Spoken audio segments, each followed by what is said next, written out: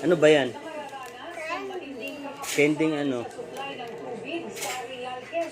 Matapos magsimulang matuyo ang mga ilog doon, bumuo na ng kasalaga ng state of calamity. Exclusive Yan ka lang sa electric pan. Patrol, Venice Gato. Bit-bit ang mga timba at drum, tinumog ng mga residente ang truck na nagrarasyon ng tubig sa Real Quezon. Saan nagpunta? Halos 2 buwan na kasi ang nararanasan ang krisis sa tubig sa maraming barangay sa Real. Hmm? Sarap ba yan? Pawis na pawis ka, oh.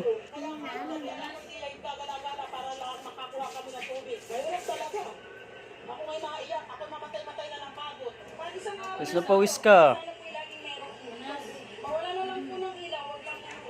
Sarap? Ilog ang takbuhan ng mga residente.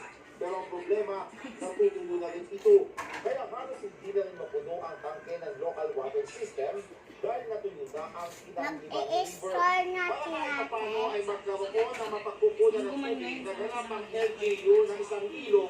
Ikaw, mag-school ka din? May tubig pa. At then ginagamitan na ito ng water pump para mahibog ang tubig at may supply. Mag-school ka din ba? Sa mga kabahayan. Ang problema, mababaw na drain. Ang pangalan ng teacher mo? Ilan taong ka na ba? Ah. Ilan taong ka na? Oh, pangalan mo yun eh. Ilan ka na? Ilan? Ha? 3 years old? Ano yun? Kita mo nga. 3. 3 years old yan. Mag-school ka na. Sino teacher mo? Matapos maayos ang deep well dahil sa White Beach na puntahan ng mga turista.